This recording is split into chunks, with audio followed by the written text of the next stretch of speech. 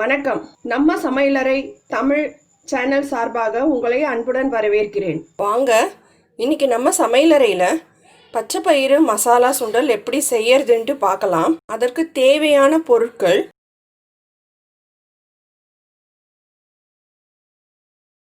இப்போ நம்ம பச்சை பயிரில் மசாலா சுண்டல் எப்படி செய்யறதுன்ட்டு பார்க்கலாங்க.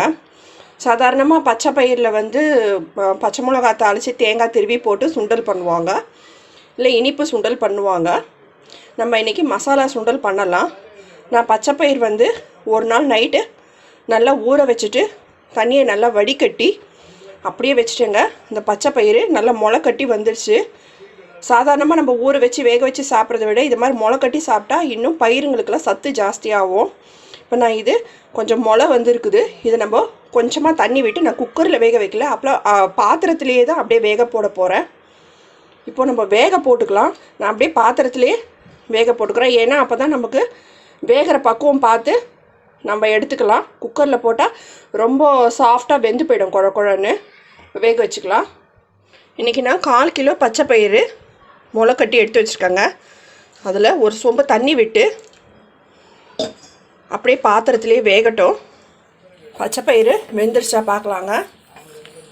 பச்சை பயிர் நான் பாத்திரத்தில் எதுக்கு வேக போட்டேன்னா, குக்கரில் வேக போட்டால் சீக்கிரம் வெந்துடும். ஒவ்வொரு சமயம் நம்ம எதிர்பார்க்குற டெக்ஸ்டர் குழஞ்சி போயிடுது. அதனால தான் பாத்திரத்தை பாருங்கள், பருப்பு வெந்துடுச்சுங்க.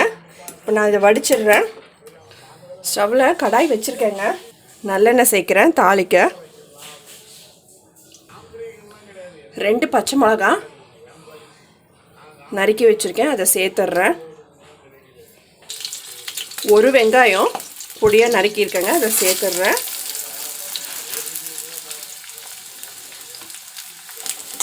பச்சை பயிர் வேக போட்டு ஏதாவது ஒரு வகையில் செஞ்சு பசங்களுக்கு கொடுங்க. ரொம்ப ஹெல்த்தியானதும் கூட.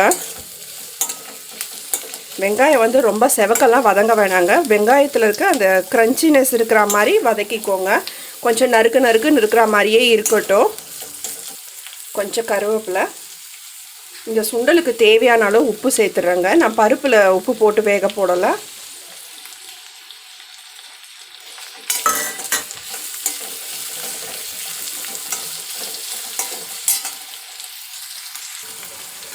வேக வச்ச பச்சை பயிறு இதில் சேர்த்துக்கிறேங்க. தண்ணி வடித்து வச்சுருக்கிறேன்.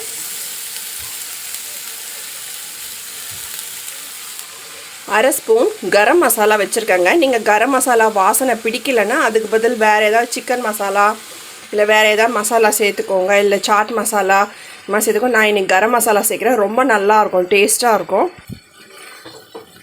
நல்லா கலரி விட்டுக்கோங்க.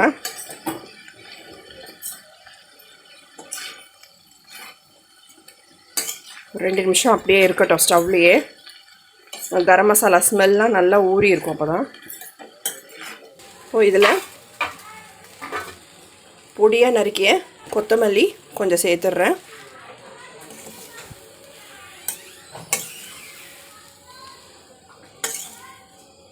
அவ்வளோதாங்க, பச்சை பயிறு மசாலா சுண்டல் ரெடி ஆயிடுச்சுங்க. இந்த மெத்தடில் ஒரு தடவை செஞ்சு பார்த்துட்டு உங்கள் கமெண்ட்ஸ் எனக்கு கமெண்ட் பாக்ஸில் சொல்லுங்கள். எங்கள் வீடியோவை லைக் பண்ணுங்கள், எங்கள் சேனல் சப்ஸ்கிரைப் பண்ணுங்கள். பக்கத்தில் பெல் ஐக்கான் வரும், அதை கிளிக் கொடுத்தீங்கன்னா நாங்கள் போடுற வீடியோஸ்லாம் உங்களுக்கு நோட்டிஃபிகேஷனில் வரும். Stay connected. தேங்க்யூ.